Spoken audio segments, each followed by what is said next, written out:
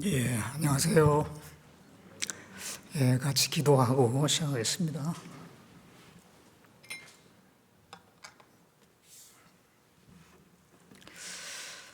은혜롭고 자비로우신 우리 아버지 하나님, 우리를 죄 가운데서 구속해 주시고 하나님의 자녀로 삼아 주시고 주님의 몸된 교회 가운데 거해서 때에 따라서 우리에게 필요한 말씀을 공급받으며 주님을 위해서 살아가는 갈 수 있는 모든 그 환경을 허락해 주신 것 참으로 감사를 드립니다.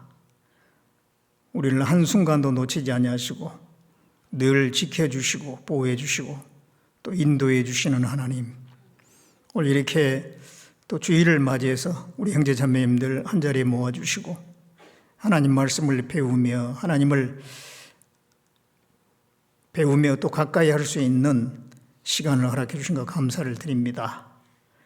각 사람의 심령을 아시는 하나님께서 또 생활의 형편을 아시는 하나님께서 각 사람에게 합당한 말씀으로 교훈해 주시고 또 답을 주시기를 바라옵곤 합니다. 이 마지막 시대에 우리가 어떻게 살아야 될 것을 더욱 분명히 할 수 있게 해주시고 그리스도인으로서 합당한 자세로 살아가는 데에 필요한 교훈을 허락해 주시기를 원합니다.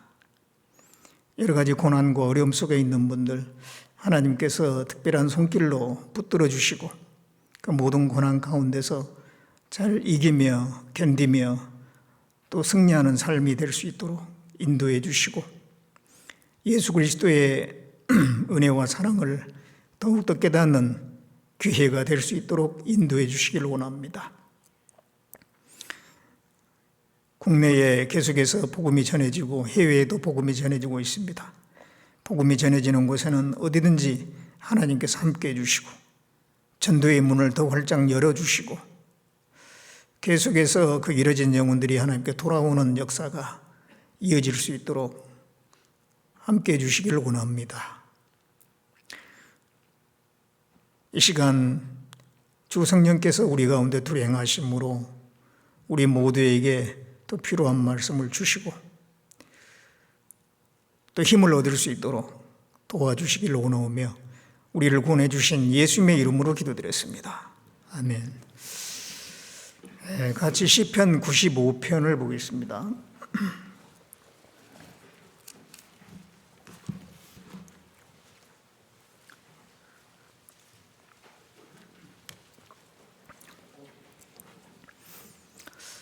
시편 95편 1절부터 7절까지 제가 읽겠습니다. 오라 우리가 여호와께 노래하며 우리 구원의 반석을 향하여 즐거이 부르자. 우리가 감사함으로 그 앞에 나가며 시로 그를 향하여 즐거이 부르자. 대저 여호와는 크신 하나님이시오 모든 신 위에 크신 왕이시로다. 땅의 깊은 곳이 그 위에 있으며 산들의 높은 것도 그의 것이로다. 바다가 그의 것이라 그가 만드셨고 육지도 그의 손이 지으셨도다. 오라 우리가 굽혀 경배하며 우리를 지으신 여호와 앞에 무릎을 꿇자. 대저 저는 우리 하나님이시오 우리는 그의 기르시는 백성이며 그 손의 양이라. 너희가 오늘날 그 음성 듣기를 원하노라.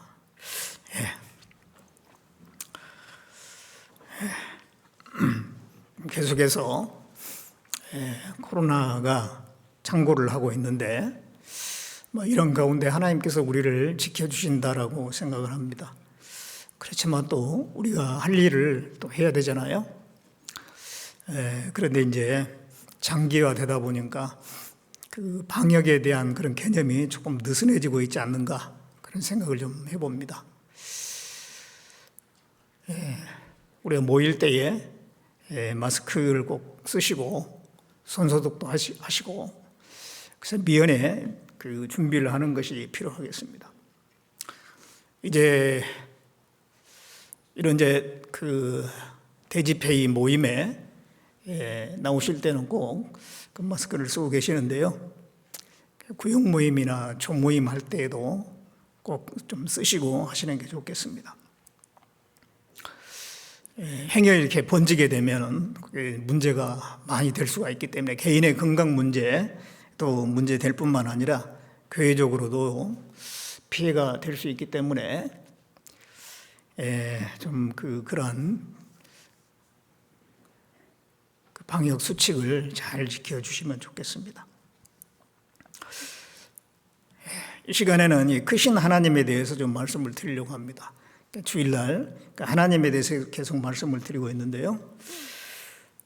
우리가 이제 그 하나님을 찬양하고 또 하나님께 경배하고 하나님께 순종해야 될 이유 중에 하나는 하나님이 크신 하나님이시기 때문에 그렇습니다. 방금 여기 있는 읽은 말씀 중에 3절에 보면 대저 여호와는 크신 하나님이시요 대저 여호와는 크신 하나님이시다. 또 모든 신위의 크신 왕이시로다. 하나님은 크신 분이죠. 근데 사실 그 측량할 수가 없습니다. 시편 145편 3절에도 여호와는 광대하시니 크게 찬양할 것이라. 그 광대하심을 측량할 수 없도다. 그런 말씀이 있죠. 하나님이 광대하시다고 했는데 이 광대하다라고 하는 그 개념을 우리가 다 이해를 할 수가 없습니다. 욥기 11장 9절에도 내가 하나님의 오묘를 어찌 능히 측량하며 전능자를 어찌 능히 온전히 알겠느냐. 하늘보다 높으시니 어찌하겠으며 음부보다 깊으시니 어찌 알겠느냐. 그의 도량은 땅보다 크고 바다보다 넓으니라. 하나님의 도량, 이 사람의 도량은 잣대는 30cm 또는 몇 미터짜리 그 잣을 사용하죠. 그런데 하나님의 그 잣대는 이 지구보다 크고 바다보다 더 넓다는 겁니다.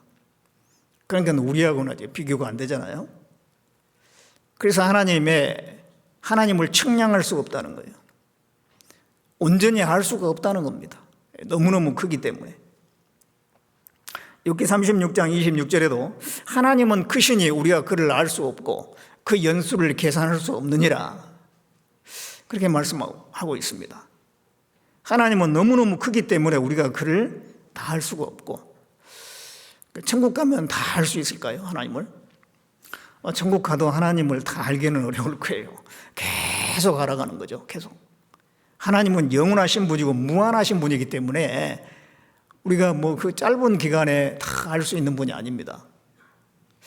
하나님은 너무너무 크시거든요. 이 말씀에 대저 여호와는 크신 하나님이시다. 그러면서 4절에 보면은 땅의 깊은 곳이 그 위에 있으며 산들의 높은 곳도 그의 것이로다. 바다가 그의 것이라.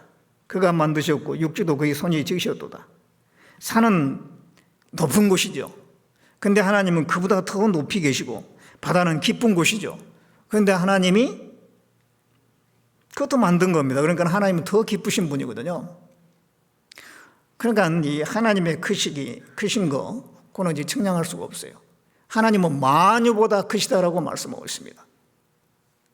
요한복음 10장 29절에 보면 내 아버지는 만유보다 크심에 아무도 그 아버지 손에서 빼앗을 수 없느니라.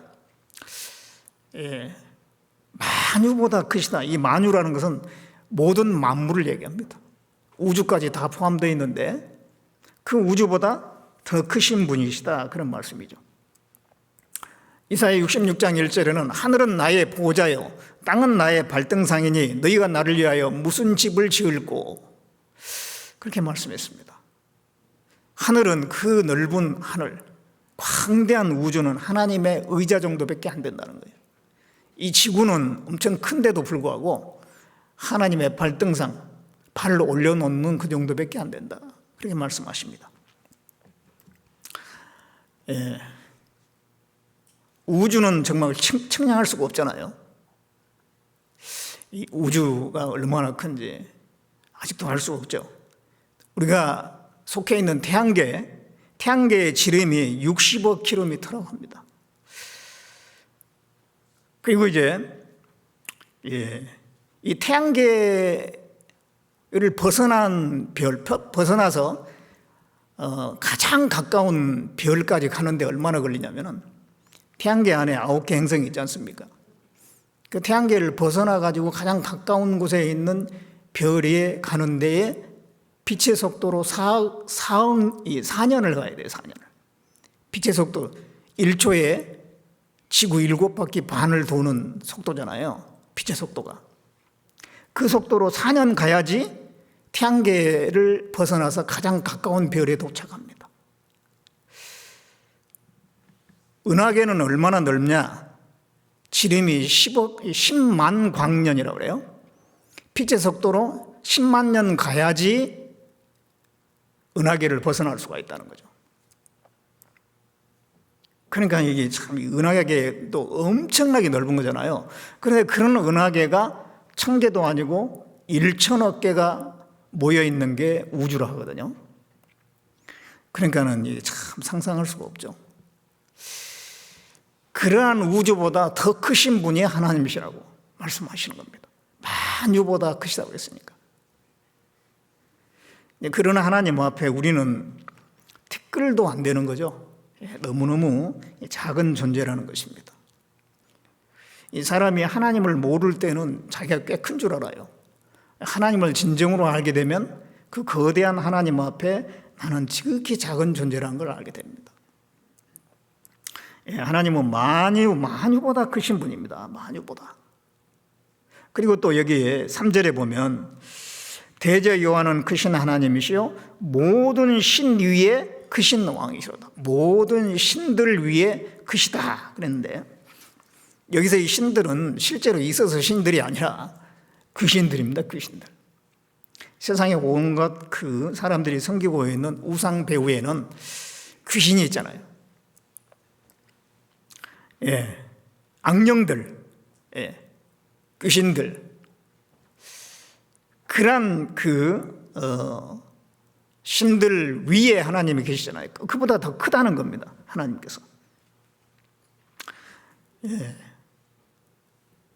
느부갓네살 왕, 그 바벨론의 느부갓네살 왕이 꿈을 꾸었죠. 근데 굉장히 중요한 꿈 같은데 일어나 보니까 꿈이 생각이 안 나. 그래서 이제 바벨론에 있는 모든 박수들, 또 술사들, 점쟁이들, 박사들 다 오라고 그래가지고 내가 간밤에 꾼 꿈을 알아내고 해석까지 해달라. 근데 아무도 하지 못하죠. 꿈을 얘기해 주면 해석을 해주겠는데 꿈을 어떻게 알 수가 있습니까? 그들은 귀신을 섬긴 사람들이에요.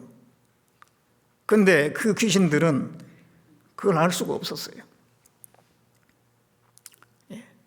그런데 성령 충만했던 다니엘이 하나님께 기도해서 그거 알아내잖아요. 하나님이 가르쳐 주시죠. 또 벨사살 왕이 1000명을 위해서 잔치를 베푸는데 한참 잔치가 이제 흥이 올랐는데 그때 이제 그 왕궁의 그 하얀 벽에 손가락이 나타나가지고 막 글을 쓰잖아요. 메네 대겔 우바르신이라고. 그 왕과 그 신하들이 그냥 다들 그걸 보면서 벌벌 떨면서 저게 무슨 징조냐, 저 글자가 무슨 뜻이냐. 또 이제 술사, 박사, 점쟁이 다 그냥 실력 좋다는 사람, 영험하다는 사람 다 오라고 그래가지고 그 글자 해석하라고 하는데 아무도 해석 못 하잖아요. 그때 이 성령 충만한 다니엘이 해석을 하죠. 메네 대겔 우바르신. 세어보고 달아보니까 부족해서 나뉜바 될 겁니다. 이 나라가 이 바벨론이 멸망하고 나눠지게 될 거라고. 근데 바로 그날 밤 그 일이 이루어졌잖아요. 다른 그 아주 학문 있는 사람들 또 귀신을 의지하는 사람들 아무도 해석하지 못했는데 다니엘이 해석을 했어요. 왜냐하면 다니엘 가운데 하나님의 지혜가 있었기 때문에. 하나님은 그 모든 신들 위에 계신 분입니다. 더 크신 분이죠. 예수님 당시에 귀신 들린 사람 많이 있었잖아요. 그런데 예수님께서 말씀하니까 귀신이 다 쫓겨나가고 귀신들이 예수님에게 굴복했어요. 하나님은 그 모든 신보다 크신 분이거든요. 세상에 신접한 사람들 많이 있잖아요. 또 뭐 영매들이로 영매, 어떤 심령술사, 그런 사람들이 많이 있거든요. 그런 사람들은 결국은 뭐냐면 잡심 섬기는 사람들이에요. 잡신을. 그 두려워할 거 하나도 없죠. 우리 그리스도인들은 두려워할 게 없어요.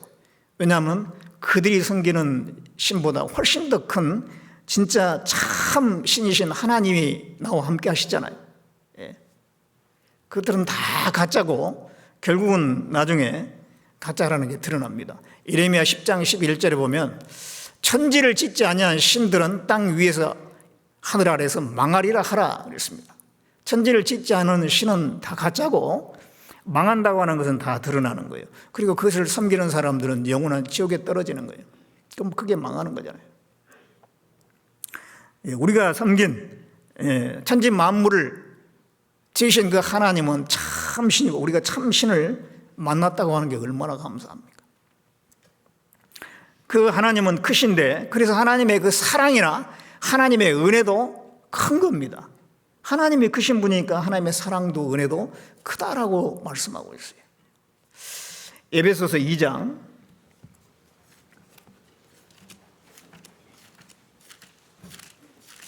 에베소서 2장 4절을 봅니다.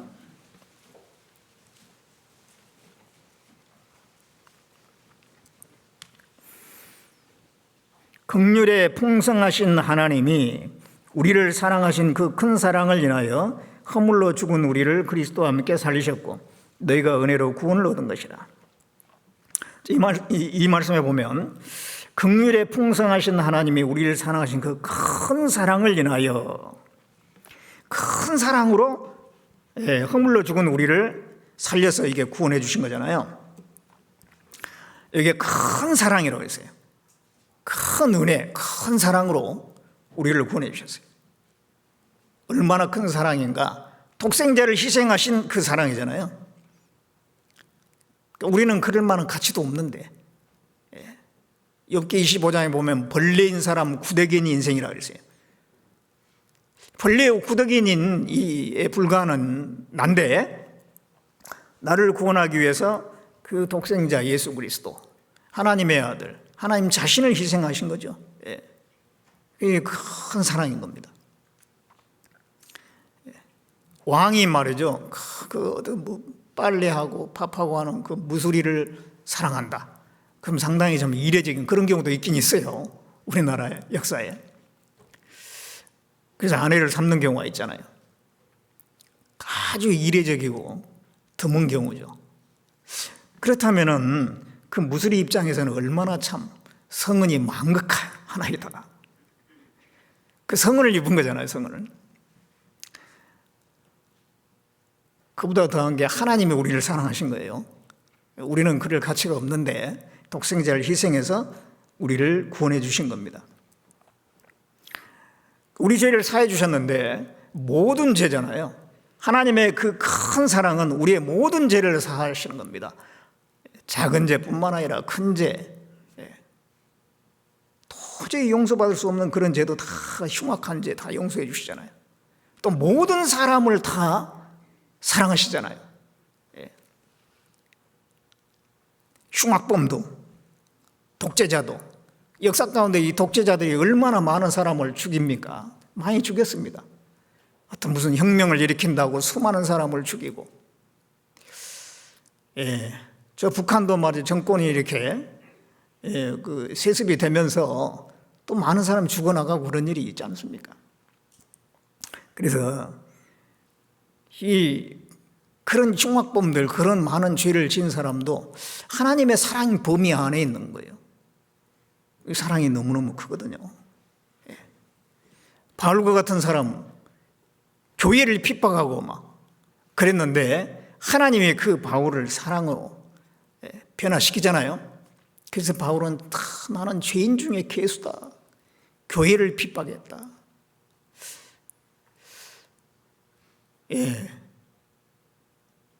그 사랑의 크기가 너무도 큽니다. 므낫세 같은 사람, 그 히스기야의 아들 므낫세, 온갖 우상을 다 섬겼어요.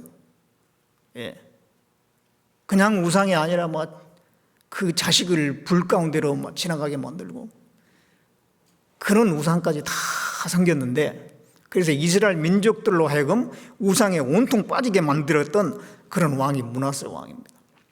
그런데도 므낫세가 회개하니까 하나님은 받아주셨잖아요. 용서해 주시고 받아주시고. 아시리아 사람들은 너무너무 잔인하고 잔악한 사람들이에요. 정복을 할 때 아주 잔인한 방법으로 많은 사람을 죽였는데도, 그래서 하나님께서 그 아시리아의 수도 니느웨에 요나를 보내가지고 멸망할 것이라고 그 멸망을 선포하라고 그랬잖아요. 요나가 가서 선포하니까 의외로 니느웨 사람들이 그 모든 사람들이 어린아이부터 그 왕까지 다 회개를 하는 겁니다. 그래서 하나님께서 용서해 주시잖아요. 심판을 보류했어요. 그래서 하나님의 그 사랑의 크기는 너무도 큽니다. 우리가 그걸 상상할 수가 없죠. 그 하나님의 구원, 우리를 지옥 가는 길에서 건져주신 게 구원이잖아요. 구원도 너무너무 큰 구원이에요. 큰 구원이라고 성경에 말씀했잖아요. 히브리서 2장, 히브리서 2장 3절 보겠습니다.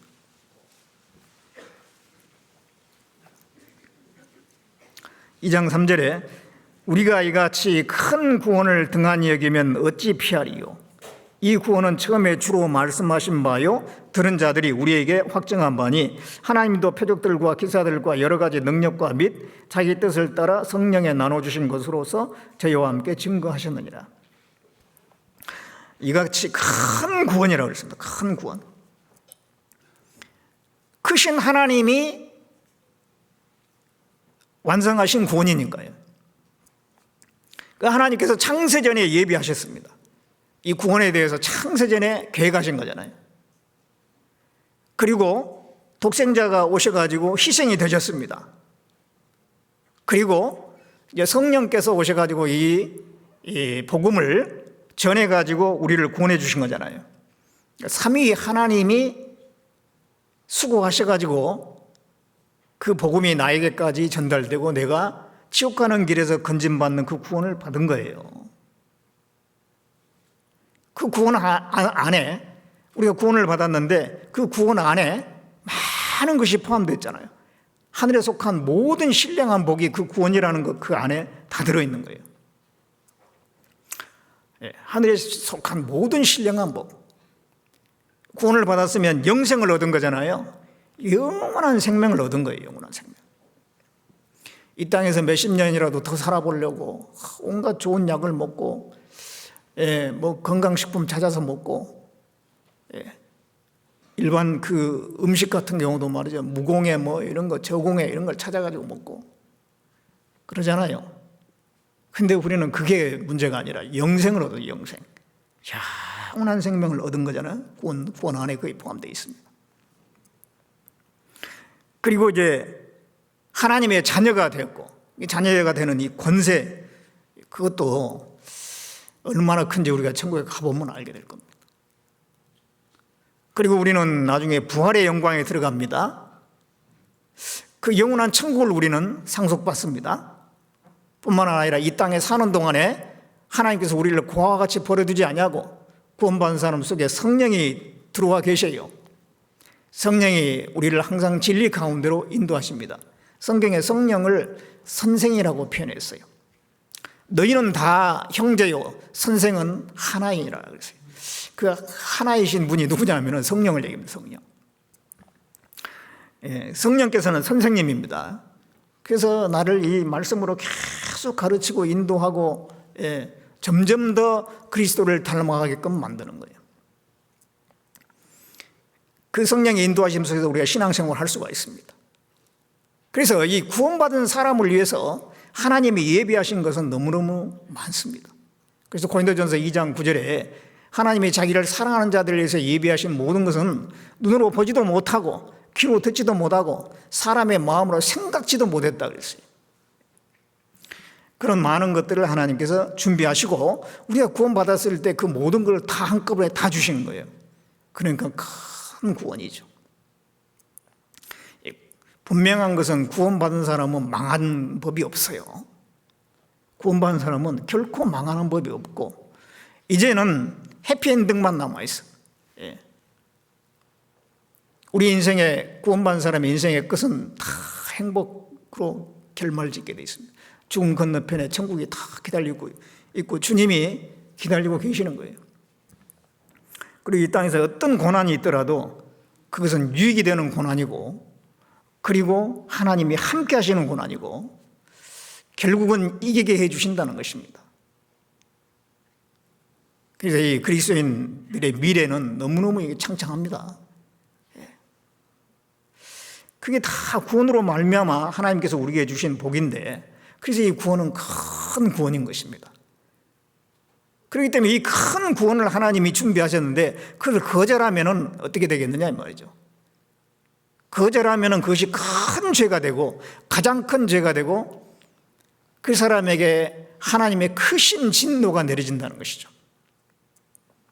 그래서 히브리서 10장 29절에 보면 그 구원의 진리를 받아들이지 않은 사람은 하나님의 아들을 밟는 것이 된다. 거룩한 그 피를 부정한 것으로 여긴 것이 되고 은혜의 성령을 욕되게 하는 것이다. 그런 사람의 당연히 받을 형벌이 얼마나 중하겠느냐 그랬어요. 하나님의 큰 구원을 준비했는데 그 큰 구원을 거절하는 것은 엄청나게 큰 죄가 되는 거예요.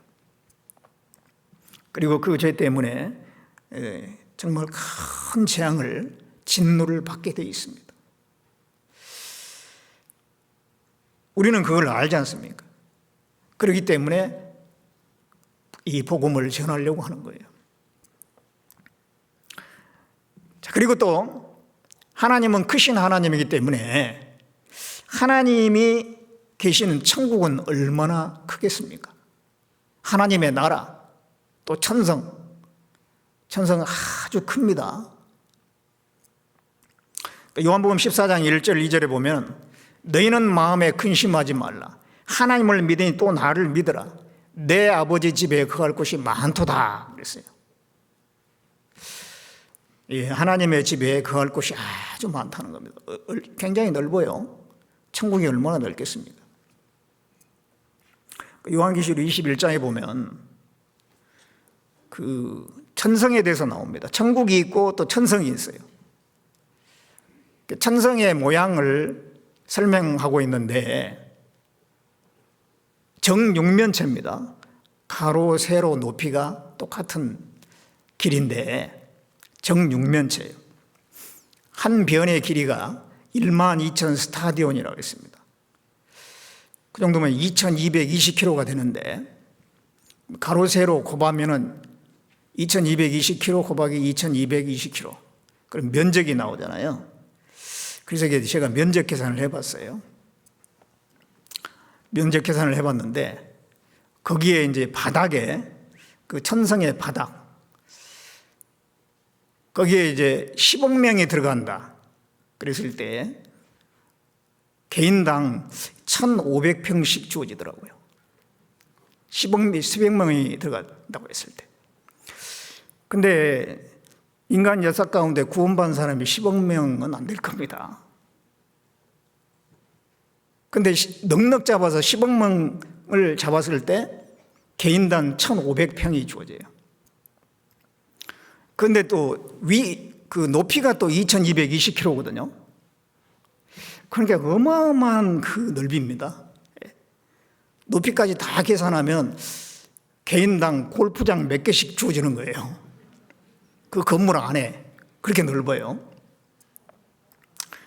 그러니까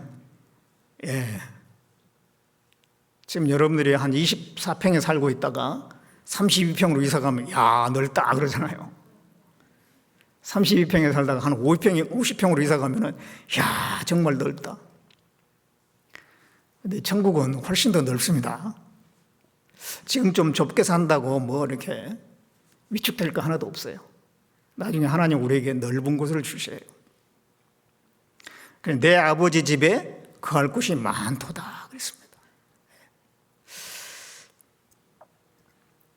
그래서 하나님은 크시기 때문에 하나님이 우리에게 주시려고 하는 것도 아주 큽니다. 그리고 하나님은 크시기 때문에 스케일이 커요. 그 하시는 일이 굉장히 크다는 거예요. 시편 92편을 보겠습니다.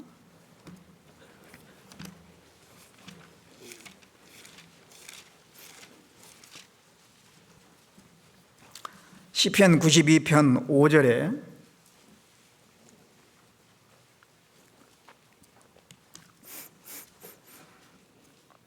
시편 92편 5절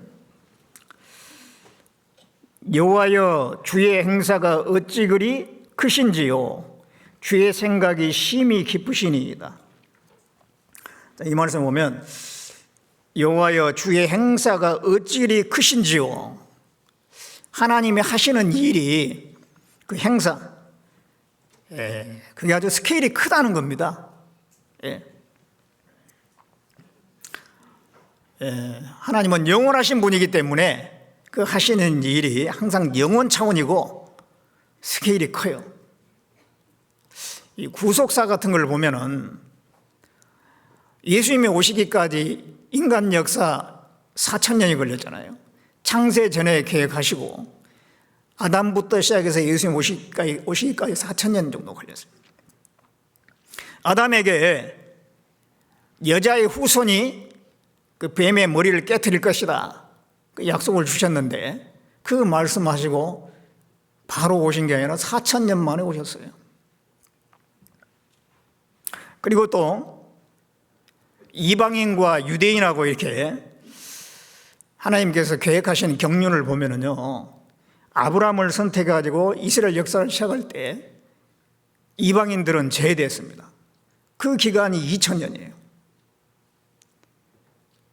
이스라엘 민족 역사 2000년 동안 아브라함부터 예수님 올 때까지 하나님은 이스라엘 중심으로 역사를 하셨거든요. 그때 이방인들은 2000년 동안 제외된 거예요. 그러다가 이제 예수님이 죽으시고 부활하신 다음에 그 복음을 유대인들이 배척을 했잖아요. 이스라엘 사람들이 배척을 해버리니까 이방인에게 주어지게 되고 이제 이방인들에게 복이 주어지게 되고 그 기간 동안 2000년 동안 또 이스라엘은 배제가 된 거예요. 뭐 1, 2년이 아닙니다. 2000년. 로마서 11장을 보겠습니다.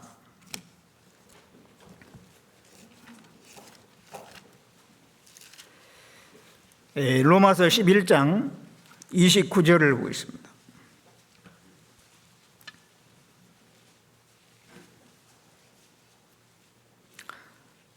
(29절에) 하나님의 은사와 부르심에는 후회함이 없느니라. 너희가 전에 하나님께 순종치 아니하더니 이스라엘에 순종치 아니함으로 이제 긍휼을 입었느니라. 이와 같이 이 사람들이 순종치 아니하니 이는 너희에게 베푸시는 긍휼로 이제 저희도 긍휼을 얻게 하려 하심이니라. 하나님이 모든 사람을 순종치 아니하는 가운데 가두두심은 모든 사람에게 긍휼을 베풀려 하심이라.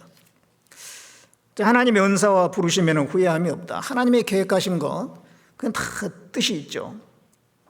너희가, 그러니까 이방인들 너희가 전에 하나님께 순종치 않았어요. 언제? 아브라함 때부터 예수 모실 때까지 2000년 동안 배제되어 있었습니다. 그러다가 이제 이스라엘이 순종치 아니함으로 이제 이방인들은 긍휼을 입었어요. 그들에게 복음이 들어갔으니까. 이와 같이 이 이스라엘 사람들이 순종치 아니하니 이는 너희에게 베푸시는 긍휼로 이제 저희도 긍휼을 얻게 하려 하심이라. 2000년 동안 복음이 전해지는 이 교회 시대에 이스라엘 사람들은 순종치 않았어요. 나중에 7년 환란 때에 그들에게 구원의 기회가 주어지고 그때 많은 사람이 구원을 받습니다. 그게 이제 긍휼을 그때 이제 얻게 된 거예요. 그러니까 이방인들에게 2000년 동안 배제됐다가 이제 교회 시대에 그들에게 복음이 주어지고 또 이스라엘 민족들은 2000년 동안 전 세계 흩어져서 환란당하고 하나님 앞에 배제됐다가 이제 돌아온 다음에 7년 환란 때 갑작스럽게 많은 사람이 구원을 받지 않습니까? 14만 4천이 구원을 받아요. 이와 같이 하나님은 모든 사람을 순종치 아니한 가운데 두었다가 긍휼을 베푸는데 왜 이렇게 하시냐 이 말이에요. 그거는 인간이 얼마나 무능한지, 얼마나 죄가 많은지 그것을 깨닫게 하고, 인간의 스스로 공로가 아니라 오직 하나님의 긍휼과 사랑에 의해서, 은혜에 의해서 구원을 받을 수 있다는 것을 가르쳐 주기 위해서. 그래서 하나님의 구속사는 이렇게 스케일이 큽니다. 하나님의 행사는 큰 거예요, 큰 거예요. 또 개인에 대한 하나님이 하시는 일도 얼마나 큽니까? 아브라함이 75세 때에 아브라함에게 네 자녀에게 이 가나안 땅을 주게 될 거다, 그렇게 말씀했거든요. 그런데 그때 이제 아브라함은 아들이 하나도 없는 거예요. 그 상태에서 하나님께서 아들을 줄 거다고 말씀했거든요. 아브라함은 아마 1-2년 내에 자식이 태어날 거라고 기대했을 거예요. 자식이 안 태어났잖아요. 나중에 중간에 이게 아내 사라를 통해서는 안 되는가? 그래서 몸종을 취해가지고 자식을 낳았는데 이스마엘이에요. 그건 인간적인 방법이었죠. 하나님의 주시려고 원래 약속했던 그런 자식이 아닙니다. 더 기다려야 했었어요. 나중에 얼마 만에 자식을 줬냐? 25년 만에 100세 때 자식을 줬죠. 75세에 약속하시고 100세에 대해서 자식을 줬어요.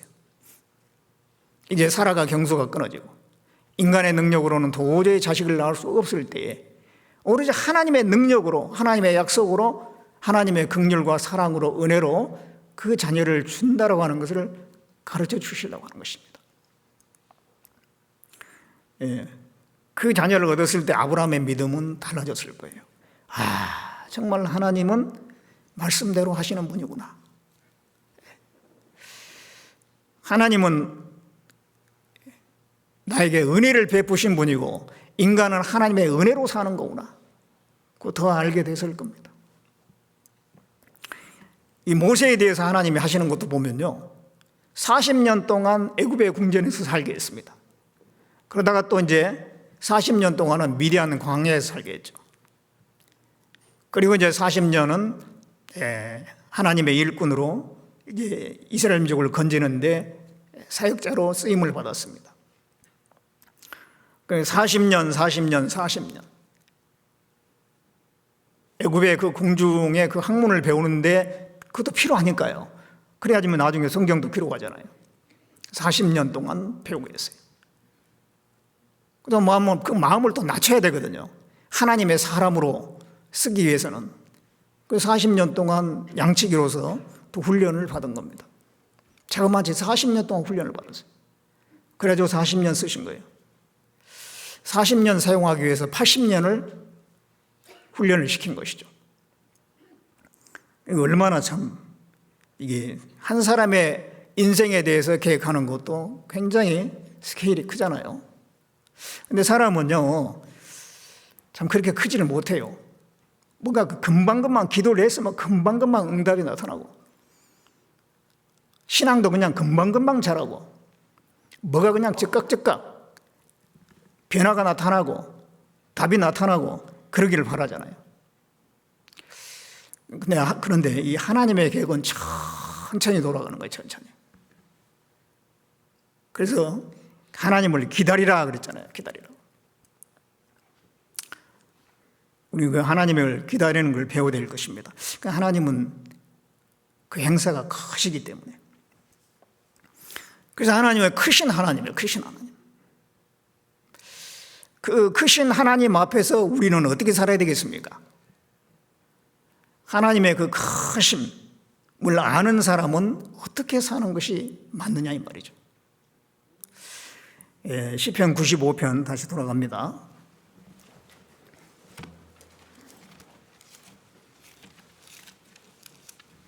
시편 95편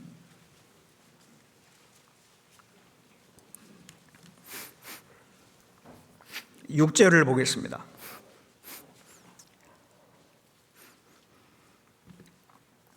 오라 우리가 굽혀 경배하며 우리를 지으신 여호와 앞에 무릎을 꿇자. 이게 그 3절에는 여호와는 크신 하나님이라 이렇게 말씀하면서 6절에는 오라 우리가 굽혀 경배하자 그랬어요. 하나님은 크신 하나님이에요. 그 앞에 우리가 해야 될 도리는 하나님께만 경배를 해야 돼. 경배라고 하는 표현은 사람에게 쓰는 게 아니잖아요. 북한에는요, 통치자를 뭐라고 합니까? 지존이라고, 지존. 그런 표현을 쓰면 안 되는 거예요. 사람에게 쓰면 안 돼요. 하나님만이 지극히 존귀한 분이거든요. 지극히 높으신 분이고. 근데 하나님께 써야 될 용어를 그 사람에 쓰고 있으니 제명에 살기 어려울 거예요, 아마.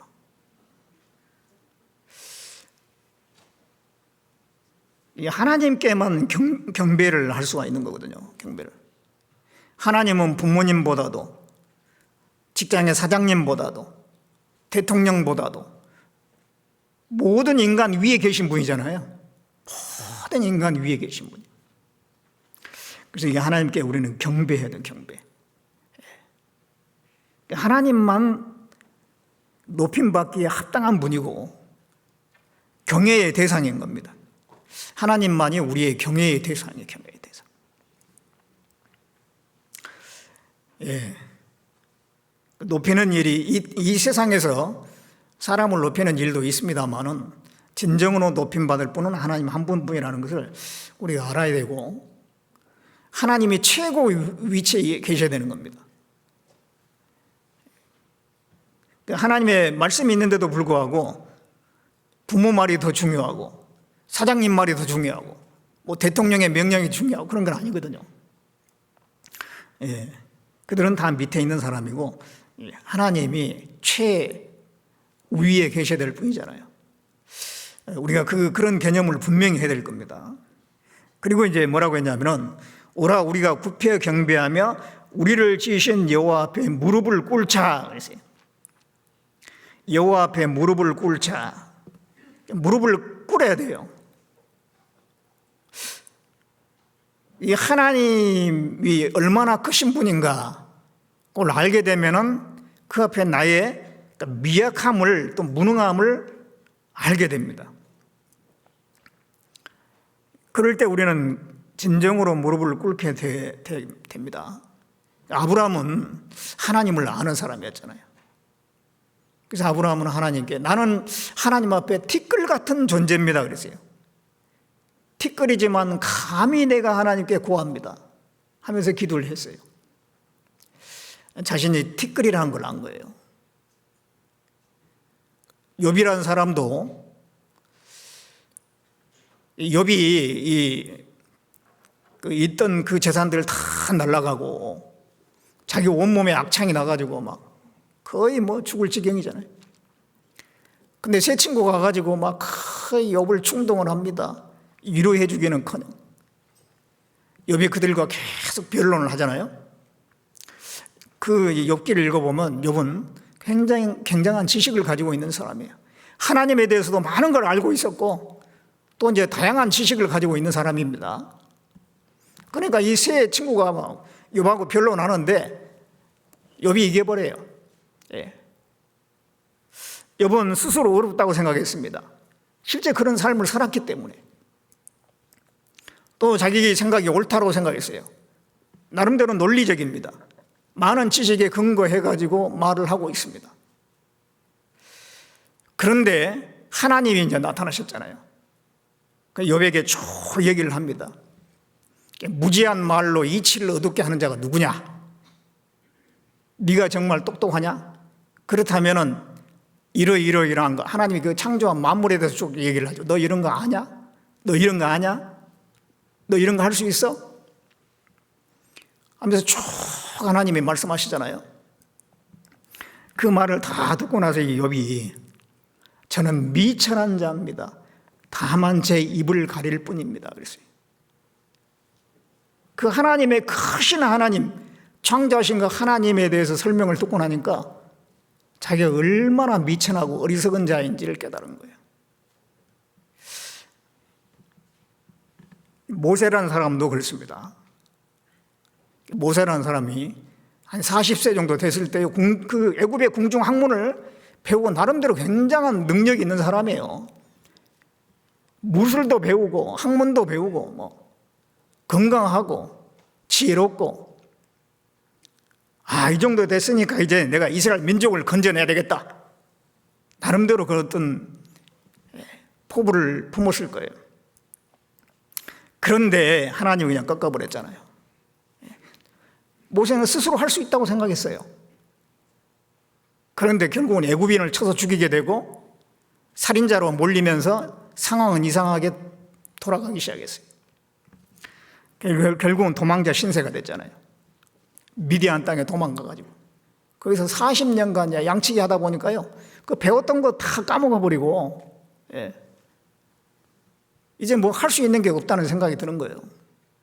정말 이게 철저하게 자기의 무능함을 깨달았을 거예요. 그럴 때 하나님이 이 모세를 불러가지고 시내 산으로 불러가지고 너 이제 이스라엘 땅에 애굽 땅에 가서 이스라엘 민족을 건져내라. 그랬을 때 모세는 뭐라고 그랬습니까? 내가 누구간데 애굽 땅에 가며 이스라엘 민족을 건져내겠습니까?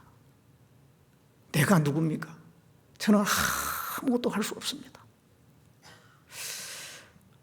40년 전에 자기는 스스로 할 수 있다고 생각했어요. 근데 40년이 지난 뒤에 할 수 없다는 생각을 했어요. 자기는 정말 미천하고 무능하고 아무것도 아니란 걸 안 겁니다. 그럴 때 하나님께서 이 모세를 들어서 하나님의 이제 능력을 보여주기 시작하고, 하나님의 능력의 지팡이를 이제 가지고 출발을 하게 되잖아요. 하나님이 함께 해주신 거예요. 모세가 정말 자기가 무능한 존재라는 걸 알았을 때 이제 그때 하나님께서 함께 할 수가 있었던 겁니다. 만일 그 전에 스스로 할 수 있다고 했을 때 하나님이 도와주시게 되면요, 다 자기가 잘나서 그런 줄 알죠. 하나님의 영광은 전혀 나타나지 않아요. 그 크신 하나님 앞에 모세는 이제 자기 무능함을 깨달은 거예요. 그럴 때 하나님께 무릎이 꿇어지는 겁니다. 그래서 우리를 지으신 여호와 앞에 무릎을 꿇자 그러세요. 크신 하나님 앞에 우리는 무릎을 꿇어야 돼. 이 무릎을 꿇는다고 하는 것은 내 마음을 굴복시키는 겁니다. 내 생각을 굴복시키는 거예요. 그냥 뭐 무릎만 꿇는다고 되는 문제가 아니고, 진짜 중요한 건 내 생각과 내 마음이거든요. 이걸 하나님 앞에 꿇었냐 이 말이죠. 사람들이 생각이 얼마나 복잡한지 몰라요. 책 몇 권 읽어가지고요, 똑똑한 체 하는 사람 많습니다. 뭐 좀 연구해가지고 자기가 뭐 그쪽에 전문가라고 생각하는 사람 많아요. 이 상담을 해보면 그 지식을 가지고 얼마나 고개를 빳빳하게 쳐든지 몰라요. 도무지 안 받아들이려고 해요. 그게 굴복이 돼야 되거든요. 굴복이. 고린도후서 10장 5절에 보면 모든 이론을 파하며 하나님을 대적하여 하나님 아는 것을 대적하는 모든 것을 파하고 모든 생각을 사로잡아 그리스도께 복종케 하냐 그랬어요. 그 생각을 그리스도께 복종해야 돼요. 그러니까 자기가 뭐 안다고 하는데요, 성경 말고는 진리가 없어요. 한때는 뭐 진리라고 했던 과학적인 이론이요, 나중에 가면 그 뒤집히는 경우가 많습니다. 그 역사적인 어떤 책을 통해서 역사를 배우지만은요, 실제 역사는 그게 아닐 수도 많아요. 역사는 승자의 기록이잖아요. 그러니까 자기 구미대로 기록해버리는 거예요. 그래서 이게 그 사실 아닌 게 너무도 많아요. 우리가 믿을 수 있는 건 성경밖에 없는 거예요. 성경밖에. 그래서 그 자기 어떤 그런 생각이나 이론이나 자기 그 마음에 이걸 하나님 앞에 다 굴복을 시켜야 돼요. 나는 티끌에 불과하다. 그걸 알아야 돼요. 내 생각이 틀릴 수도 있다는 생각을 항상 해야 됩니다. 여러분들 누구하고 얘기를 할 때 있잖아요. 상대방이 뭔가 다른 얘기를 해요. 근데 나는 이렇게 생각하는데 상대방은 다른 얘기를 해. 그러면요, 그거 변론할 필요 없어요. 싸울 필요 없습니다. 내 생각이 틀릴 수도 있잖아요. 저쪽이 맞고. 그런 생각을 항상 해야 돼요. 그러니까 마치 내 생각이 옳은 것처럼 끝까지 이렇게 주장하고 싸울 이유가 없는 거예요. 그러다가 내가 진짜 틀렸으면 어떻게 할 거예요? 항상 우리는 내 생각이 틀릴 수도 있다 이런 생각을 꼭 해야 됩니다. 자기 주장을 하나님 앞에 굴복을 시켜야 돼요. 자기 계획도 굴복시켜야 돼요. 어떤 사람은 자기 주장이 너무 강해요. 누구하고 이렇게 얘기하면 안 져. 지려고 지는 걸 못 봐. 그 사람은 굴복이 안 된 사람이에요. 이 굴복이 잘 된, 하나님 앞에 굴복이 잘 된 사람은요, 사람하고 이게 다투지 않아요. 변론하지 않고. 뭔가 의견이 다르면 내 쪽에서 먼저 굽히는 거예요. 끝까지 주장하지 않고 내가 한번 더 알아보겠습니다. 그런 쪽으로 숙이는 것이 필요해요. 하나님께 굴복된 사람은 그렇게 되거든요. 우리는 하나님 앞에 무릎을 꿇어야 됩니다. 무릎을 꿇어야 돼요. 사람에게도 무릎 꿇는 것이 되는 거예요. 이게. 사람이 무릎 꿇는다는 것은 성경에 나오지 않습니까? 형제를 사랑하여 우애하고 존경하기를 서로 먼저 하라. 그런 무릎을 꿇는 거지 내가 뭐 비굴하게 나를 굽히고 이런 게 아닙니다. 상대방이 뭐 세력이 더 강하고 권세가 있기 때문에 내가 무릎 꿇고 그런 게 아니고 정말 상대방을 이해하는 마음으로 그게 되는 것이죠. 그래서 우리는 크신 하나님 앞에 무릎을 꿇어야 돼요. 무릎을. 그리고 그 하나님을 의지해야 됩니다. 여기 이제 7절에 보면요. 95장 7절에 대저 저는 우리 하나님이시오 우리는 그의 기르시는 백성이며 그의 손의 양이라 너희가 오늘날 그 음성 듣기를 원하노라. 하나님은 우리 하나님이시고 우리는 기르시는 백성이고 하나님의 공급받아 사는 사람들이에요. 그러니까 당연히 그 하나님께 의지를 해야 되겠죠. 크신 하나님 앞에 우리는 하나님을 의지해야 돼요. 의지해야 돼요. 예. 어린 아이는 아버지를 의지하죠. 그 어린 아이는요, 이게 한 7살 되는 그런 아이. 그런 아이는요, 그 아이에 있어서 아버지는 최고 권세 있는 분인 거예요. 모든 걸 알고 있고 모든 걸 해결할 수 있는 분으로 인식되어 있어요. 그래가지고 아버지는 모르는 게 없고 못하는 게 없고 그렇기 때문에 무슨 일이 있으면 꼭 아버지한테 달려가잖아요. 예. 그 아버지가 큰 분이라고 생각하니까 그 아이는 아버지를 의지해요. 우리가 하나님 앞에 사실 그래야 되잖아요. 예. 하나님 앞에 자기 연약함을 알고 자기 무능함을 알고 하나님께 기대고 하나님을 의지해 사는 사람이 사실은 지혜로운 거예요. 그게 사반처럼요. 사반이라고 하는 그 연약한 동물은 바위 사이에다가 집을 지어놓고 바위를 의지해서 살잖아요. 예, 그런 것처럼 우리는 바위가 대신 그 하나님을 의지해서 사는 거예요. 그게 평강 가운데 살 수 있는 비결인 겁니다. 여기 이제 8절에 보면은요, 이르시기를 너희는 무리바에서와 같이 또 광야 마사의 날과 같이 너희 마음을 강팍하게 말지어다. 그때 너희 열조가 나를 시험하며 나를 탐지하고 나의 행사를 보았도다. 내가 40년을 그 세대로 인하여 근심하여 이르기를 저희는 마음이 미혹된 백성이라 내 도를 알지 못한다 하였도다. 그러므로 내가 노하여 맹세하기를 저희는 내 안식에 들어오지 못하리라 하였도다. 이스라엘 자손들이 무리바에서 마사에서 이게 이제 막 물이 없다고 불평하고 그래서 하나님이 이제 반석을 쳐서 물이 나오게 했지 않습니까? 그때 나를 시험했다 그랬어요. 시험했다는 것은 하나님이 우리를 위해서 이 광야에서 어디 물 나올 데도 없는데 물을 줄 수 있겠어요? 그러면서 자기들끼리 막 하나님에 대해서 의심을 품는 거 있잖아요. 그게 이제 시험이거든요, 시험. 광야에서 음식이 나오랴, 물이 나오랴, 하나님 우리가 그걸 줄 수 있겠나? 그들은 하나님을 믿지 않았어요. 하나님을 의지하지 않았습니다. 자기들의 어떤 생각과 계산으로 생각했습니다. 그래서 이제 하나님께서 저희는 내 안식에 들어오지 못하리라 11절에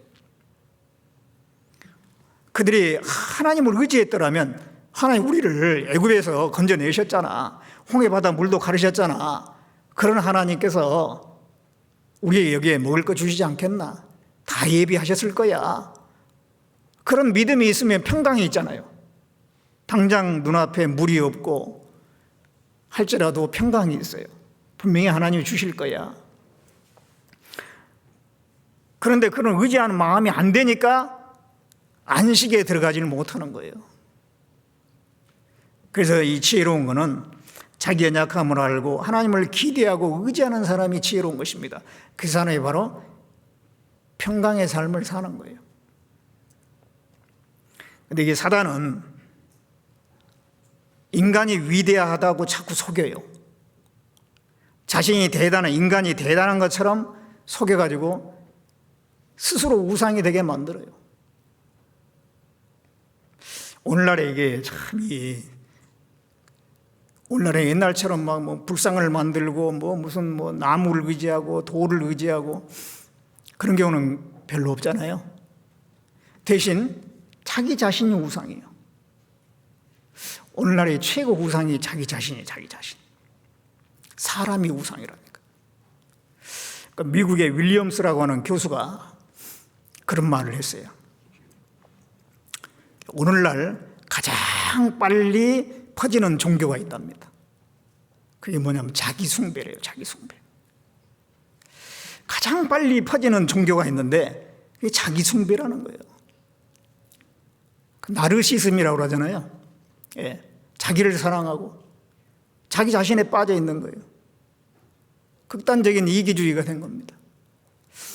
자기가 대단하다고 생각하는 겁니다. 자기가 무슨 우주의 중심 정도로 생각하는 거예요. 미국인의 그 84%가 인생 최고 목적이 뭐냐 그랬더니 목표가 뭐냐 그랬더니 자신을 즐기는 것이라고 답했답니다. 당신의 인생의 최고 목표는 뭡니까? 내 자신을 즐기는 겁니다. 그렇게 말하는 사람이 84%예요.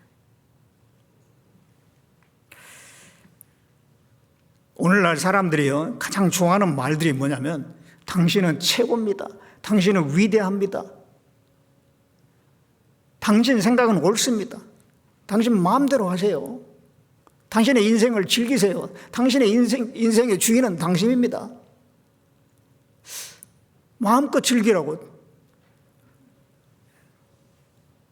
그런 말을 좋아해요. 그런 말을 좋아해요. 그래서 이제 점점 자기 중심이 되고요. 자기의 행복이 최고 중요한 거예요. 다른 그것 때문에 다른 사람의 피해를 보든 말든, 그러다 보니까 참 옛날에 없던 이상한 일들이 많이 생기잖아요. 그리고 사람들은 하나님에서 점점 멀어집니다. 자기 자신이 우상이 되다 보니까 이제 하나님은 아예 생각도 안 해. 말씀을 들으려고도 안 하는 그런 말을 했다가는 나에게는 다시는 그런 말을 하지 말라고 딱 너무너무 냉정하게 잘라버리는 경우가 많잖아요. 마음이 하나님에서 너무너무 멀어져 있어요. 자신이 대단한 줄 압니다. 그게 사단에게 속고 있는 거예요. 사람은 아무것도 아니잖아요. 총알 한 방에 죽습니다. 바이러스 하나에 죽습니다. 그런데도 자기가 대단한 줄 아는 거예요. 하나님은 인생에 대해서 정확하게 말씀합니다. 인생은 티끌이라고 말씀합니다. 티끌이에요. 먼지에 불과하다. 또 검불이라고 합니다. 마른 풀에 불과하다. 하루살이에게라도 눌려 죽을 자다. 인생은 메뚜기에 불과하다. 하나님은 인생을 정확하게 설명하고 있습니다. 이사야 40장 보겠습니다.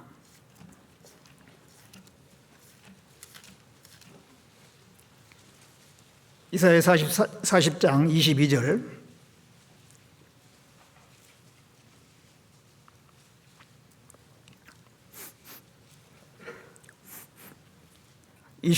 그는 땅 위에 궁창에 앉으시나니 땅의 거민들은 메뚜기 같으니라.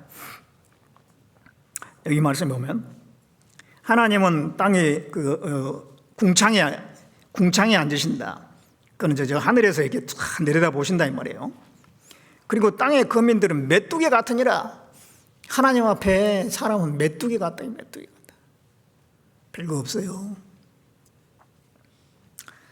그리고 23절에는 귀인들을 패하시며 세상의 사사들을 헛되게 하시나니 그들은 겨우 심기였고 겨우 뿌리였고 그 줄기가 겨우 땅에 뿌리를 박자 곧 하나님의 부심을 받고 말라 해리바람에 불려가는 촉에 같도다. 귀인들, 꽤 높은 지위에 있는 사람들, 학자들, 유식한 사람들,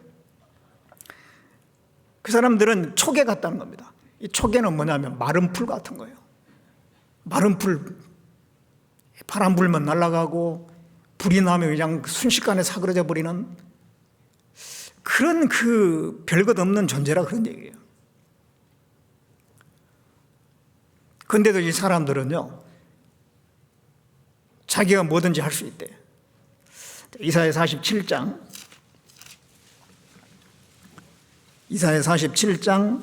10절을 보겠습니다.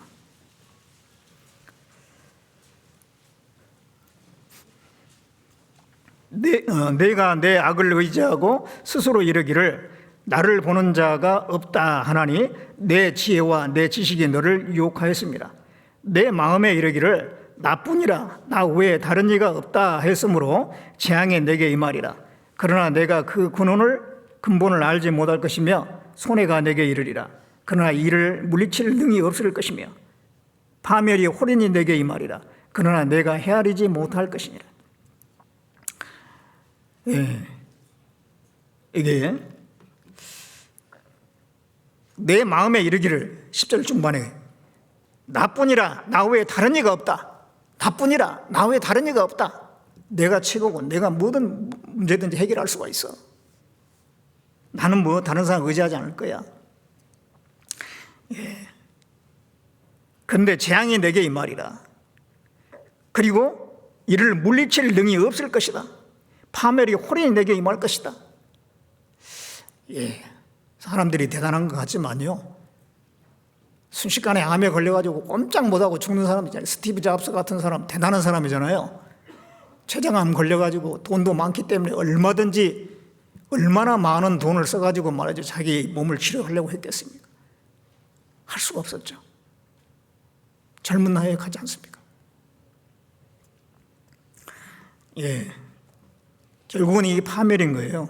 14절에 보라 그들은 촉에 같아서 마른 풀 같다 이 말이죠. 불의 탈이니 그 불꽃의 세력에서 스스로 구원치 못할 것이라. 이 불은 더욱게 할 숯불이 아니요 그 앞에 앉을 만한 불도 아니니라. 그 마른 풀이 불에 타듯이 그들은 지옥불에 던져져서 영원한 고통 가운데 있을 거다. 그런 말씀이잖아요. 이게 인간은 아무것도 아닌 겁니다. 그걸 알아야 되는 건데, 알아야지 하나님을 의지하는 거예요. 이 사람이 할 바는 하나님을 의지하는 겁니다. 이사야 45장 22절입니다. 이사야 45장 22절.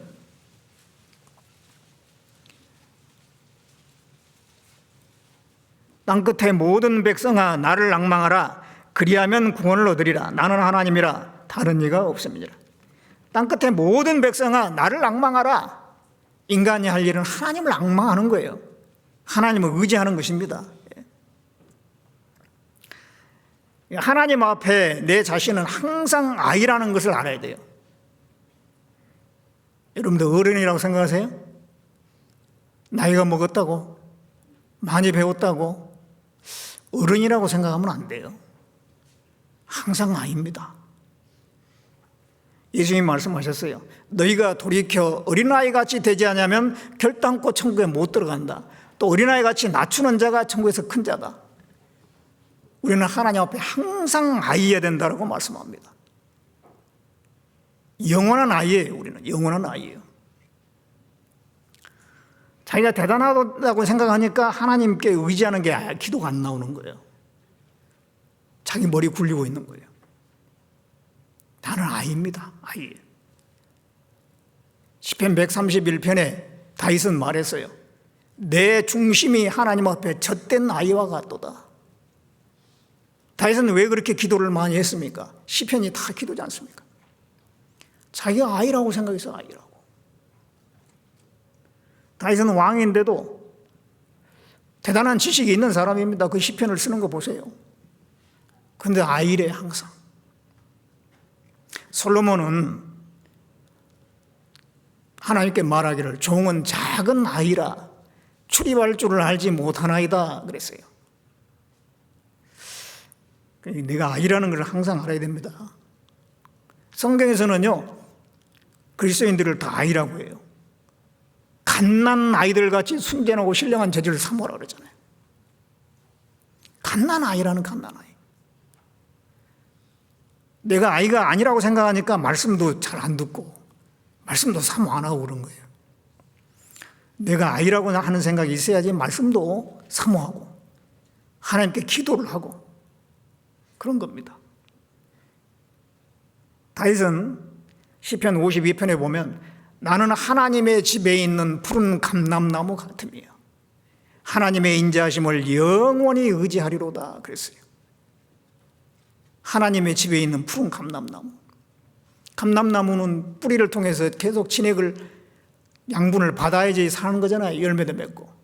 자기가 그렇다는 거예요. 하나님의 인자하심에 항상 뿌리를 내리고 그 하나님의 사랑 빨아먹고 산다 이 말이에요. 이 다윗은 그렇게 고백했습니다. 그건 뭐 우리도 마찬가지잖아요. 그래서 내가 아이라는 것을 알 때에 하나님을 의지하게 될 겁니다. 크신 하나님 앞에 나는 아이도 안 되는 거예요. 갓난아이예요, 갓난아이. 그래서 늘 우리가 하나님을 의지하고 하나님을 기대고 살아야 되는 겁니다. 어린아이가 엄마 품에 있는 것 같이 우리는 하나님의 품에 있는 거예요. 하나님 품에. 그리고 이제 크신 그 하나님을 우리가 알았다면 하나님 말씀도 크게 여겨야 돼요. 하나님 말씀이 얼마나 큰 겁니까? 하나님의 크신 그 하나님이 하신 말씀이니까. 예, 인생을 오래 산 대학자가 있다 합시다. 그 사람이 무슨 한마디 말하면 좀 보통 사람 말하고 좀 다르잖아요. 무게가 달라요. 깊이가 다르고. 그런데 하나님은 영원하신 하나님이시잖아요. 그 하나님이 하신 말씀이에요. 이 성경은 곧 하나님 자신입니다. 태초에 말씀이 계시니라. 이 말씀이 곧 하나님이시라 그랬어요. 그러면 그 말씀 우리는 크게 여겨야 됩니다. 크게 여겨야 돼요. 말씀에 그 한마디 한마디 하나님이 하신 말씀은 그걸 그대로 믿어야 돼요. 그게 믿어야 돼요. 정말 그렇구나 하고 받아들여야 되는 겁니다. 너희 염려를 다 주께 맡겨버려라. 그랬으면 그렇게 말씀했으니까 맡겨야 돼. 맡겨야 돼. 계속 내가 붙들고 있지 말고 하나님 맡기라고 그랬잖아요. 그래서 이 말씀 한마디 한마디를 우리는 이렇게 크게 여겨야 됩니다. 크게. 말씀 버리는 것이 하나님 버린 거예요. 그 사울 왕이 말씀을 버렸잖아요. 아말렉을 다 진멸하라 그랬는데 그것도 대충 한 거예요. 자기 생각대로. 그 사무엘의 말을 갖다가 일주일 기다리라 그랬는데 또 안 기다리고 막 자기 생각대로 해버리고. 그게 그래서 사무엘이 그랬잖아요. 왕께서 하나님 말씀을 버렸으므로 하나님께서도 당신을 버렸습니다. 이 말씀을 존중히 여기는 사람이 곧 하나님을 존중히 여기는 겁니다. 그리고 이제 하나님을 크게 여기는 사람은 교회를 정말 크게 여기는 거예요. 이 교회를. 디모데전서 3장을 보겠습니다. 디모데전서 3장 15절을 보겠습니다. 15절에 만일 내가 지체하면 너로 하나님의 집에서 어떻게 행해야 할 것을 알게 하려 함이니 이 집은 살아계신 하나님의 교회요 진리의 기둥 같으니라. 이제 디모데에게 사도 바울이 편지를 보낸 거잖아요. 그래서 하나님의 집에서 어떻게 행해야 될 것을 알게 하기 위해서 이렇게 편지를 썼다. 그러면서 이 하나님의 집은 하나님의 교회다. 교회가 바로 하나님의 집이다. 진리의 기둥 같다. 이 교회를 통해서 진리가 전해진다 이 말이죠. 그래서 이 교회를 하나님의 집이라고 했어요. 크신 하나님이니까 교회는 얼마나 중요하고 큽니까? 사도행전 20장 28절에는 하나님이 자기 피로 사신 교회를 지키겠다 그랬습니다. 자기 피로 사신 교회예요. 그래서 이 구원받은 사람은 이 교회를 크게 얘기해야 됩니다. 교회를 크게 여긴다면 교회 안에 거해야 되죠. 시편 84편 10절에 내가 다른 곳에서 첫날보다 주의 궁정에서 하루가 낫다 했어요. 주의 궁정에서 하루 보내는 것이 다른 데서 첫날 보낸 것보다 낫다. 세상 사람들이 뭐 어디 여행 다니고 또 뭐 어디 뭐 놀러 다니고 그러느라고 일생 다 보내는 경우가 있잖아요.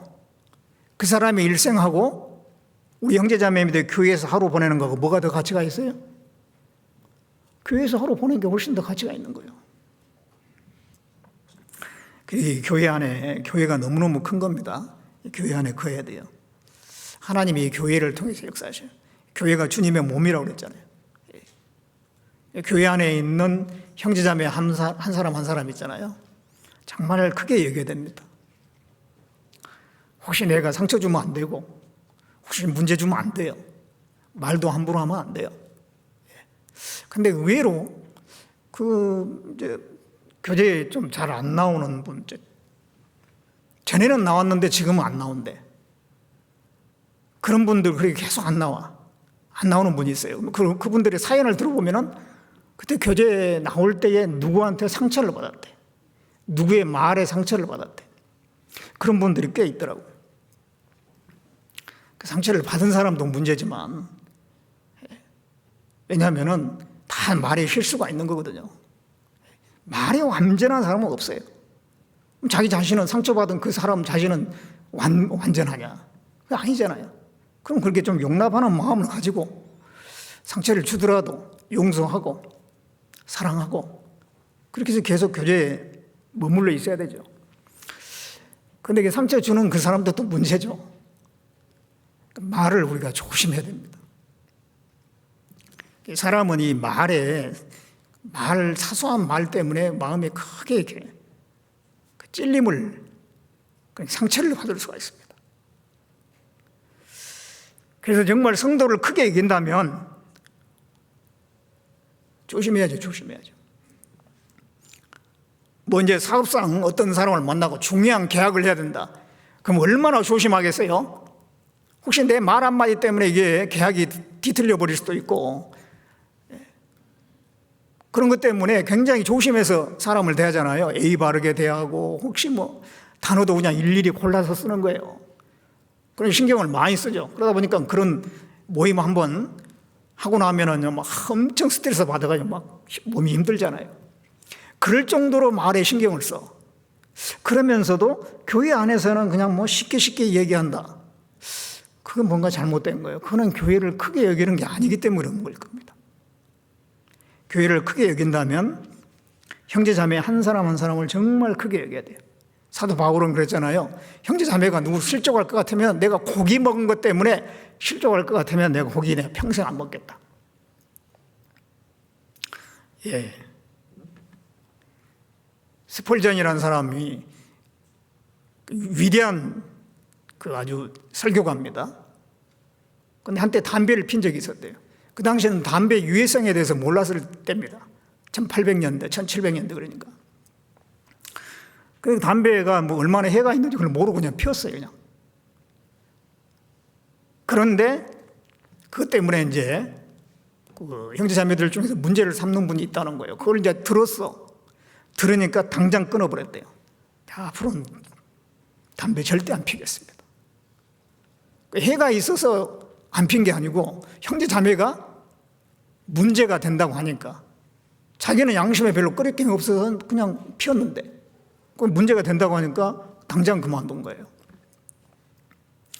그게 참 교회를 귀하게 여기는 거잖아요. 형제자매를 귀하게 여기는 거고. 이 교회는 너무너무 큰 겁니다. 그렇기 때문에 교회 안에서 주어지는 봉사나 일도 너무너무 큰 거예요. 큰 거예요.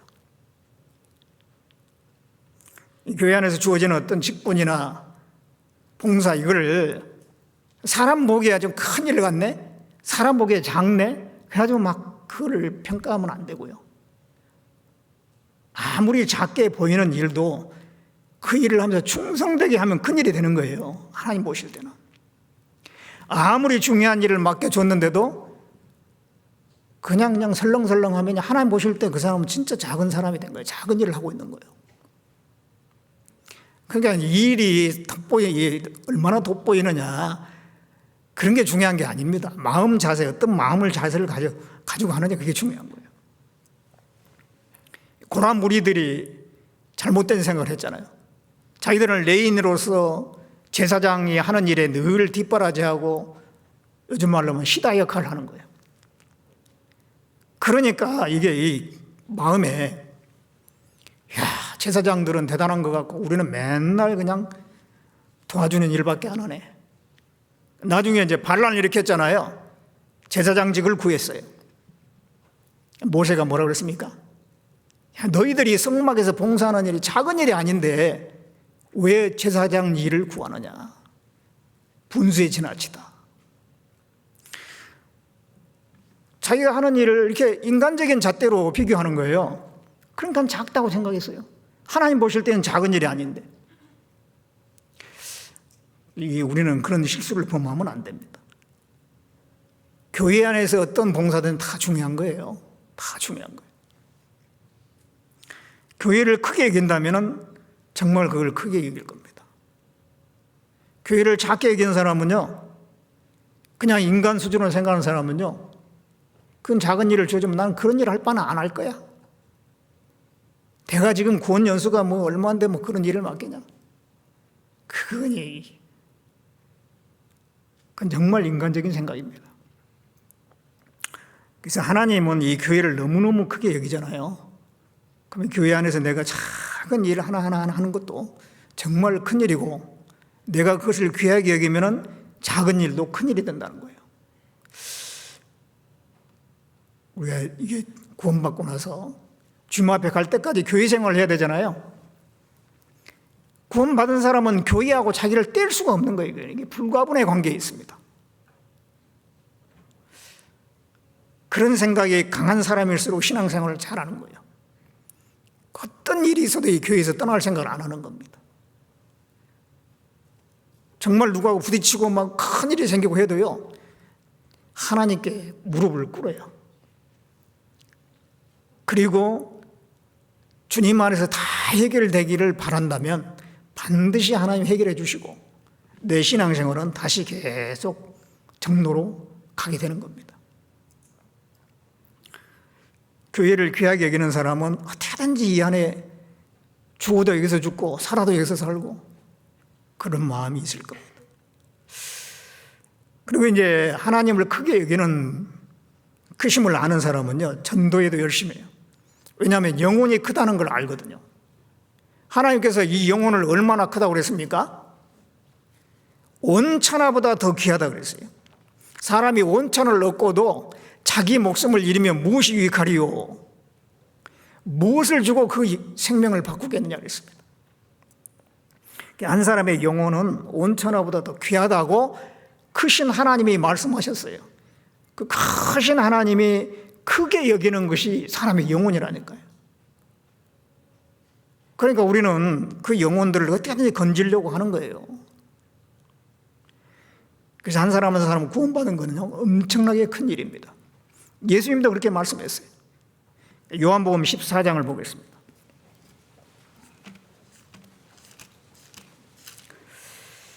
요한복음 14장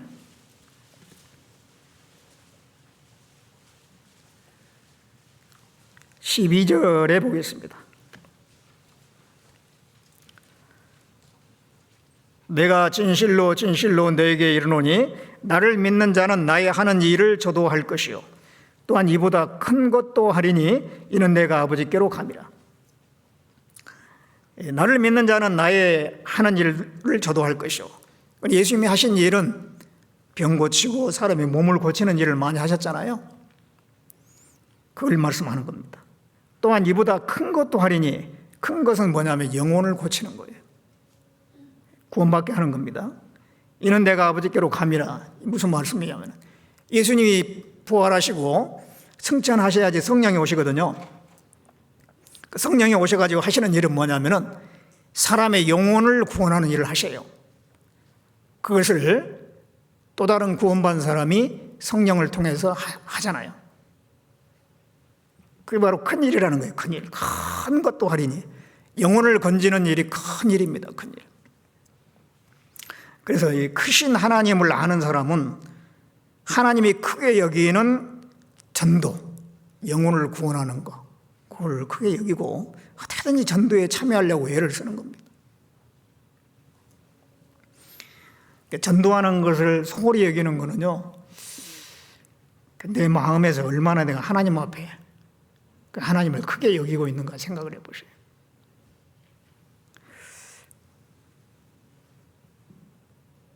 그래서 하나님을 크게 여기는 사람은 사람의 영혼을 정말 크게 여기는 것입니다. 그리고 또 이제 마지막으로 하나님의 크심을 아는 사람은 하나님이 주시는 상급도 크다는 걸 알아요. 상과 영광, 그것을 바라보며 그것을 얻기 위해서 부단히 노력하고 자기를 절제하고 여러 가지 시험과 어려움이 오지만은 그걸 뿌리치고 세상을 등지고 어떻게든지 하나님을 바라보려고 하고 하나님의 명령에 순종해서 살려고 하는 것입니다. 하나님이 주신 상급이 얼마나 크겠습니까? 크신 하나님이 주신 상. 이 군수가 준 상보다는 도지사가 준 상이 더 크겠죠. 그보다 더 큰 대통령이 준 상은 더 클 겁니다. 하나님은 만왕의 왕이시고 만유의 주인 되신 하나님, 무한하신 하나님이 주신 상은 얼마나 크겠습니까? 거기에 우리가 욕심을 내야 돼요. 요즘에 뭐 세상 물질, 명예, 권세 그런 거 얻을 수 있는 일이 있으면 막 거기에 사람들이 벌떼같이 몰려들잖아요. 지금 이제 선거철이 되니까 대선 주자가 세워지고 그 다음에 이제 거기에 막 줄을 서는 사람들이 있죠. 그럼 뭐 캠프에 가담하고 막 왜 그렇게 합니까? 권력 좀 얻어보려고, 콩고름물이라도 뭐 좀 얻어보려고 하는 거잖아요. 세상 물질이나 명예나 권세, 그 얻을 일이 있으면 거기에 많은 사람들이 거기 몰려들어요. 벌떼같이. 그런데 한번 따져보세요. 그건 작은 욕심에 불과한 거예요. 영원한 것에 비하면 아무것도 아니잖아요. 영원한 것을 사모하고 얻으려고 하는 사람이 진짜 욕심 많은 사람이에요. 우리는 진짜 그 제대로 된 욕심을 가져야 되는 겁니다. 그 세상 뭐 잠깐 있다가 없어질 거, 거기에 막 그 몰려드는 거는요, 그 참 너무 욕심이 작은 거예요.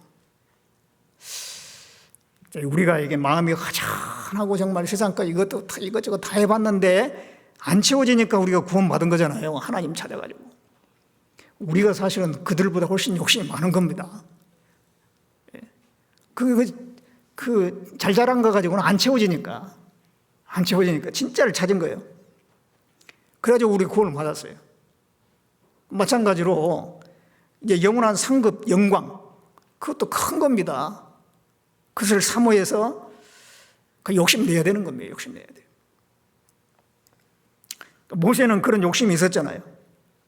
모세는 그 장성에서 바로의 공주의 아들이라 칭함을 거절하고 하나님의 백성과 함께 고난 받는 것을 원했습니다. 그리스도를 위해서 받는 능력을 애굽의 모든 보화보다 더 큰 재물로 여겼습니다. 이는 상 주심을 바라봄이라. 모세는 그 애굽의 왕이 될 수도 있었어요.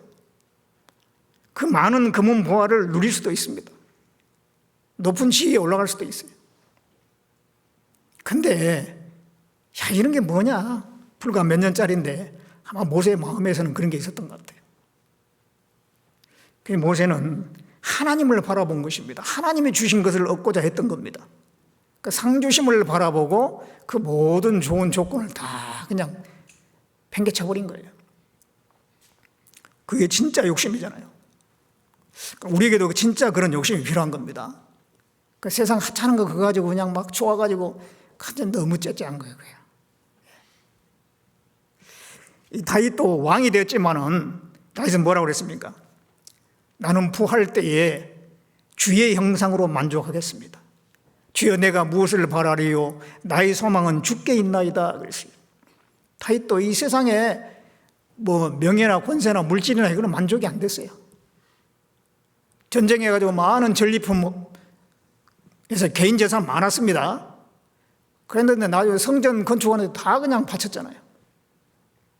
그러니까 그런 게 별로 욕심이 없어. 다윗의 욕심은 하나님입니다. 하나님이 주시려고 했던 그것을 탐냈던 거예요. 사도 바울도 위에서 부르신 부름의 상을 위해서 내가 쫓아간다 그랬습니다. 정말 이 바울이 욕심낸 것은 이 세상 거 하나도 아니야. 그는 결혼도 안 했잖아요. 또 개인 집이 있겠어요? 개인 저금 통장이 있겠어요? 뭐가 있겠어요? 바울은 오로지 그 위에서 부른 그 부름의 상, 거기에만 욕심을 냈던 사람이죠. 우리가 진짜의 그 욕심을 내야 돼요. 하나님은 우리에게 상을 주시려고 하십니다. 크신 하나님이 주신 상이 얼마나 크겠습니까? 우리 나머지 삶은 그 상급을 바라보면서 사는 거예요. 그 소망과 상급에 대한 기대가 있는 사람은 이 땅에 사는 동안에 자기를 절제할 줄 압니다. 시험과 유혹이 오더라도 그거 이길 수 있어요. 잠깐은 빠질 수도 있겠죠. 그러나 다시 돌이킵니다. 그거 아니라는 거 금방 알아요. 다시 주님을 바라보는 겁니다. 다시 영원한 것을 바라보는 것입니다. 그래서 그렇게 하는 가운데 우리는 끝까지 주님이 우리에게 가르쳐 주신 그 정로로 가야 됩니다. 그래서 하나님은 크신 하나님인데 우리가 그것을 안다면 이제는 하나님만 경외하고 하나님만을 높이고 그 앞에 내 무릎을 꿇고 내 마음을 굽히고 굴복하고 내 생각도 굴복하고 그 하나님만을 의지하면서 상과 영광을 위해서 살아가야 되겠습니다. 하나님께서는 그것을 원하십니다. 기도하겠습니다. 우리를 사랑하시는 하나님, 구원해 주시고 또 영원한 상과 영광도 약속해 주신 것 감사합니다. 크신 하나님으로 말미암아 우리는 큰 은혜를 받았습니다. 이제 나머지 생에 정말 하나님만을 경외하며 또 하나님을 의지하며 하나님의 말씀에 순종해서 살아가는 가운데 그 상과 영광을 위해서 살 수 있도록 도와주시길 원합니다. 내일부터 1교구 집회가 진행이 됩니다. 함께해 주시고 이번에도 또 구원받을 만한 영혼들 불러 모아주시고 우리 형제 자매님들 그 복음이 전해지는 곳에 함께할 수 있도록 주님께서 친히 주장해 주시고 인도해 주시옵소서. 그 모든 것을 주님께 의지하며 우리를 구원해 주신 예수님의 이름으로 기도드렸습니다.